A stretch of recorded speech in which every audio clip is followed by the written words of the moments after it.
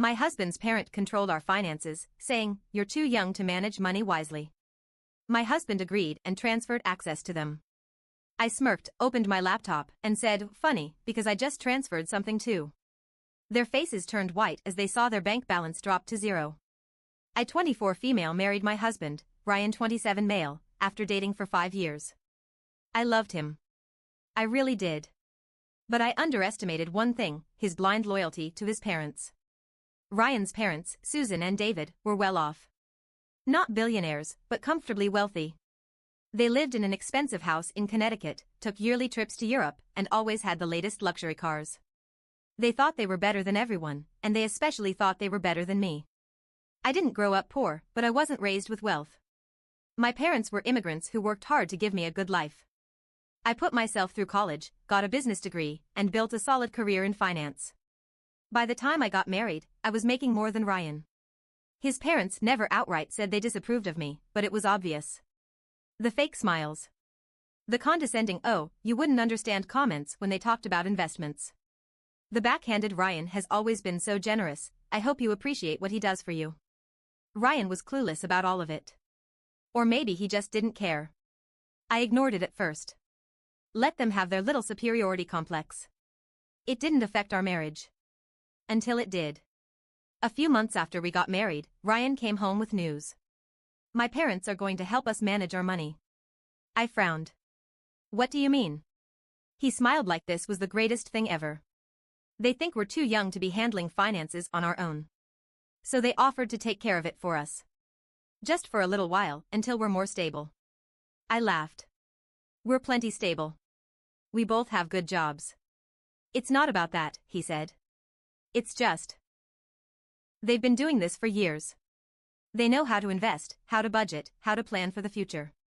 They're just trying to help." I stared at him. "Ryan, what did you do?" He hesitated. Then, in the most casual tone, he said, "I transferred everything into the family trust." I thought I misheard. "The what?" "The trust.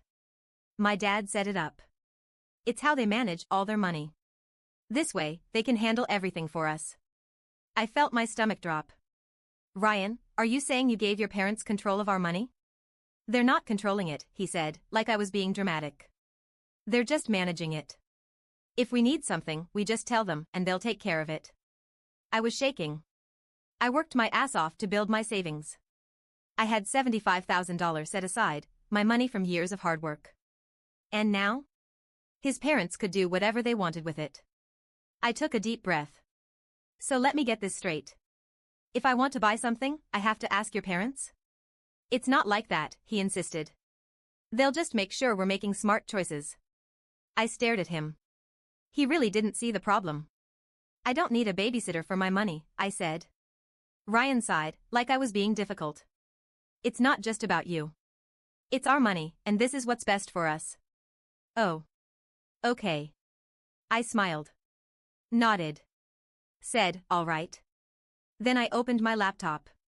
Here's what Ryan and his family never bothered to ask: what exactly do I do for a living?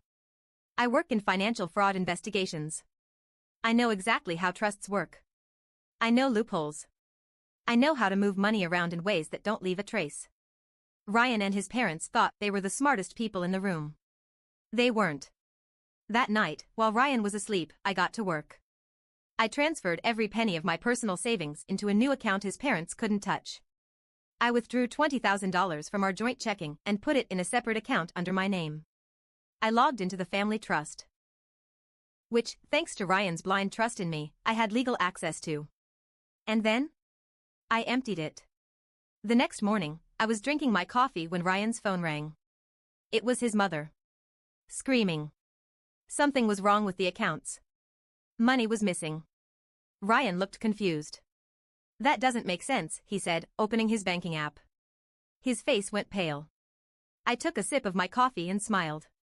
He looked at me, eyes wide. What happened?" I shrugged. "Oh. That? I just transferred something too." Silence. His parents were yelling through the phone. Ryan put them on speaker. "You had no right to do this," his dad shouted. I raised an eyebrow. You mean, you had no right to take control of my money? His mother's voice was shrill. You don't understand how finances work, sweetie. You've made a huge mistake. I laughed. I actually laughed out loud. Susan, I said, voice sweet as honey. I work in financial fraud. You really think I don't understand how money works? Dead silence. I leaned forward. Let me explain something to you. Since I never legally signed over control, your access to that trust was invalid. Ryan's dad sputtered. We have lawyers, go ahead, I said. Take me to court. Explain to a judge how you stole my money and expected to get away with it. More silence. Then, his dad tried a new tactic. You don't want to start a war with us. I smiled. Oh, David. I already did. Ryan finally found his voice. I trusted you, he whispered. I looked at him. Really looked at him. You trusted them, I corrected. And you let them take everything from me. His face crumpled. I took another sip of coffee. I wasn't done yet. Ryan sat there, gripping his phone like it could somehow undo everything. His parents were still on speaker, breathing heavily on the other end. The shock hadn't worn off yet. I waited. Let them stew in it. Then, Susan's voice broke through the silence, sharp as a knife. You stole from us. I laughed. You mean the way you stole from me? David, who was always the calmer one, spoke next. This is not how families handle things. We were looking out for you both. We were being responsible. I leaned back. Oh, is that what you were doing? And when exactly were you planning to let us have access to our own money again? Silence. That's what I thought.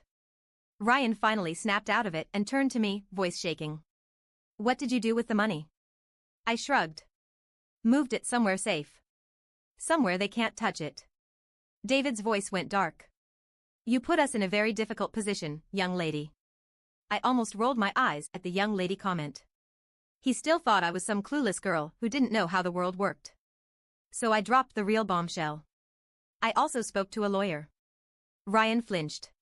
His parents stopped breathing. What? Susan finally asked. I smiled. Turns out, transferring joint marital assets into a trust without both spouses signing off? Not legal. I could practically hear Susan clutching her pearls. You wouldn't, David said. Oh, I would, I said cheerfully. And guess what else I learned? Since Ryan handed over control of our finances without my consent, and you two started moving things around, I could make a very strong case for financial abuse. Ryan paled. That's exactly what it is, I cut in. You took my money without asking. Your parents had full control over what I could and couldn't spend. That is the definition of financial control. And guess what the court hates? No one spoke. Abusive in-laws. For a few seconds, no one said anything. Then, David spoke, his voice carefully measured. I think we should all calm down and talk about this privately. No thanks, I said. I like an audience. Ryan ran a hand through his hair, panic all over his face. We need to fix this. We can't go to court. I tilted my head. Why? Worried about something? His parents went silent. And that's when I knew. They weren't worried about the money. They were worried about what I might find if I dug deeper. Susan, who never shut up, was dead quiet.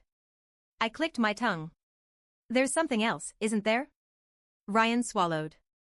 No, but I saw the way his fingers curled into fists. The way he avoided my eyes. Oh. Oh. I glanced at his parents' house of cards and gave it the gentlest little push. You know, I mused, I bet if I asked a forensic accountant to look into that family trust, they'd find some really interesting things. Susan actually gasped. David's voice turned ice cold. You don't want to go down that road. I grinned. That sounded a lot like a threat. Ryan stood up. All right, stop. Let's just talk. Now he wanted to talk. I tapped my chin. I think we should all be honest, don't you? Maybe I should call a lawyer right now. I wonder what we'd find in Daddy's trust fund. David finally snapped. This is our business, not yours. You made it mine when you stole from me, I shot back. And now I really want to know why you're panicking. Ryan's parents were smart. Wealthy people don't freak out over losing money. They freak out over being exposed. Which meant I had leverage. I leaned in, lowering my voice. What exactly would I find, David? He didn't answer. Ryan suddenly grabbed my wrist, his grip tight. Stop. I yanked my arm away. Get your hands off me. He hesitated. And in that moment, I knew I was done. This wasn't just about money anymore. This was about control. Ryan had chosen his side. It wasn't me. I stood up and grabbed my phone. I think I'll go find out myself. Ryan's face twisted. Please. Just don't do this. I looked him in the eye, and in the calmest voice possible, I said, I already did. I walked out of the kitchen, my heart hammering in my chest, but I didn't let it show. I had them exactly where I wanted them. Ryan scrambled after me. Wait, just stop for a second. I didn't stop. I grabbed my purse and headed for the front door. Where are you going? He asked. I turned and smiled. To talk to someone who knows how to deal with financial criminals. His face turned sheet white. That's when I knew. It wasn't just a guess. There was something shady going on in that family trust. And Ryan knew. His hands were shaking. Just don't tell anyone, okay? Just give me a chance to fix this. Susan was still shrieking through the phone, demanding to know what was happening. David had gone completely silent, which was even worse. I could hear him thinking, calculating. I put my hand on the doorknob.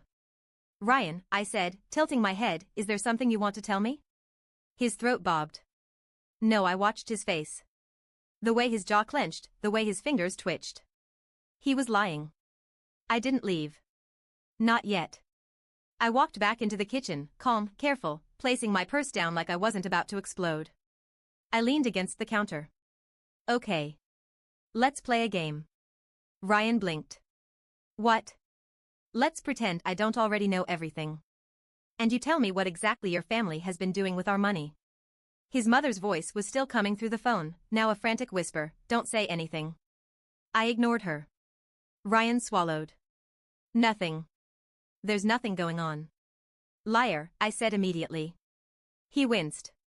Then, a new thought hit me. One that made my stomach drop. I turned my gaze to David. Wait. He didn't react. But Susan did. Her breath hitched. Just a tiny, tiny little sound. It was enough. I took a slow step forward. The trust wasn't just holding our money, was it? David didn't move. His face was completely blank. Too blank. Susan made another small noise, like she was trying not to choke. I exhaled through my nose. Holy shit. Ryan was panicking now. Just don't go digging into things that don't concern you. I turned to him so fast he flinched. Don't concern me? I repeated. You stole my entire savings. You let your parents treat me like a child. And now you're telling me I shouldn't go digging? Ryan was shaking. And then it hit me. Like a puzzle piece snapping into place. I turned to David. This isn't just about money, is it? David's expression didn't change. But I saw the flicker of something in his eyes. Regret. Oh, he wasn't sorry for what he did. He was sorry that I figured it out. I smiled, slow and sharp. What did you do, David? Nothing. Silence. And then, Susan whispered, please. Just let this go. That was all I needed. I grabbed my phone and walked straight out the door. Ryan chased after me, grabbing my wrist. Don't. I yanked away. Get your hands off me, Ryan. He stepped back like I had burned him. And I ran. I ran to my car, slammed the door, and peeled out of the driveway. My hands were shaking. This wasn't just about the money. Something bigger was happening. And I was going to find out exactly what. I drove straight to my lawyer's office.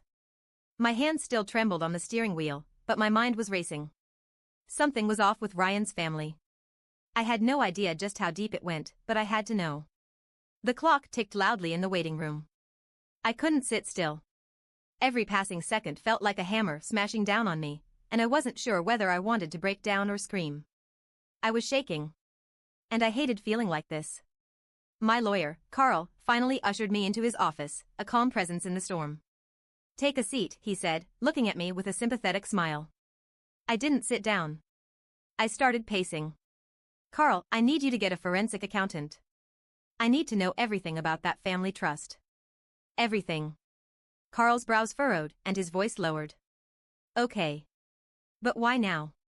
What's going on? I ran a hand through my hair. I've been lied to. My husband and his parents have been playing games with me. They took my money, Carl. And I think it's worse than that.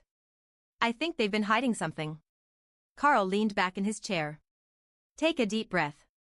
It's going to be all right. We'll get the answers you need. But if you're sure about this, we'll need a lot of documents and evidence. I don't care, I snapped. I want the truth. Hours later, after I met with the accountant, I went home. My apartment felt strangely quiet, but the weight of what I had learned crushed me. Ryan's parents had been using the family trust for something other than just investments. Carl had confirmed my suspicions. The family trust had been used for tax evasion. A massive amount of money had been hidden from the government for years, funneled into fake accounts. That wasn't just illegal, it was criminal. I couldn't sit on this anymore. I texted Ryan, we need to talk. He responded almost immediately, can I come over? When I saw him standing at my door, looking like a beaten dog, I couldn't even look at him. What the hell happened, Ryan? I demanded. How could you keep this from me? How could you let them use us to cover up their mess? He looked like he was about to cry. I didn't know it was like this. I swear, I didn't know. I stepped back, holding up my phone with the evidence Carl had sent. You think this is a joke, Ryan? You've been working with them, your parents, helping them steal from the government. And you didn't think this would affect me?